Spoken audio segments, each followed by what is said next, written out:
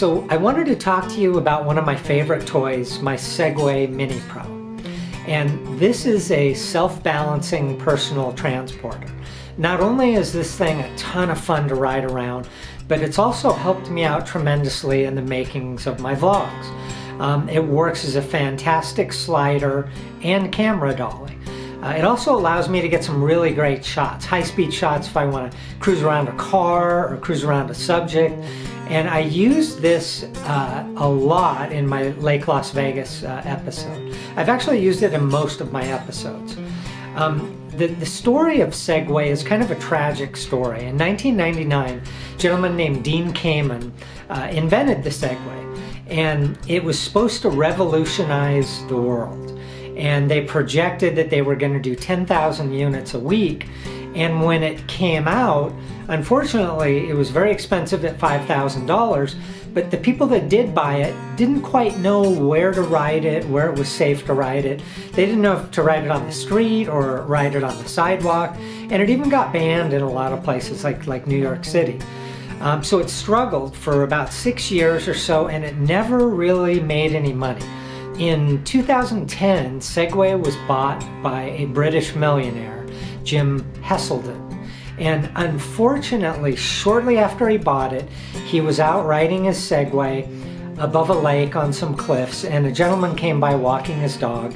And it's believed that Jim backed up in order to let the gentleman and his dog walk by, and in doing so, he backed off the cliff, fell 80 feet to his death.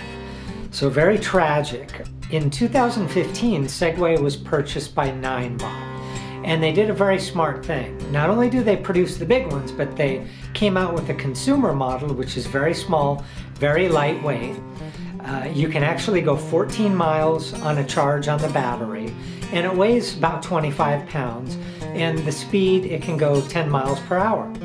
What's great about it, like I can take it, I've ridden it in Target, it's very easy to walk around. I've taken it to work, and you can kind of ride it up and down the hallways. So it's very easy to maneuver. So putting a little bit of pressure on the front goes forward. Same, little bit of pressure on the back goes backwards.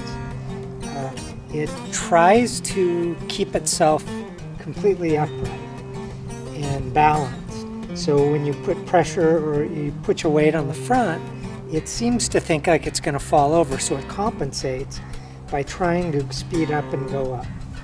Same with going backwards. This is the steering device, which is located between your legs on your knees. And basically by putting pressure this way, it rotates, or this way. So it's just a complete steering device. So between both of them, going forwards, leaning forwards or backwards, and with your knees pushing left or right, that gives you complete access to steer the whole thing. All right, so we're having fun on the Segway today, and we are going to cruise down to Starbucks and get some coffee. So let's go.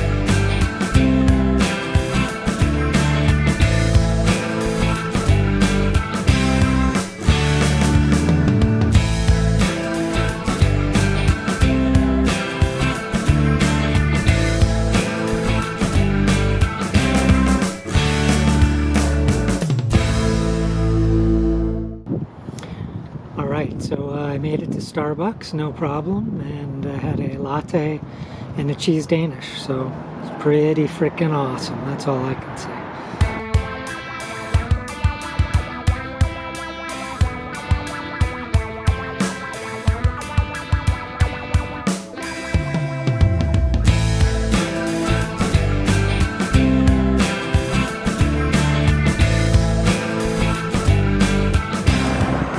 Alright, this is going to be very interesting. We're heading up a big hill and I've only got one bar left on the battery. It's my own fault. It wasn't Segway's fault. I didn't think we were going out today, so I didn't charge it after the bus episode. So hopefully this will make it up the hill to the house. If not, I've got quite a walk ahead of me.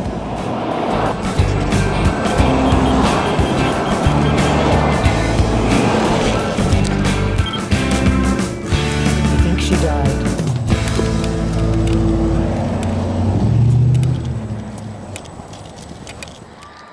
Well, the Segway battery finally died just below the top of the hill.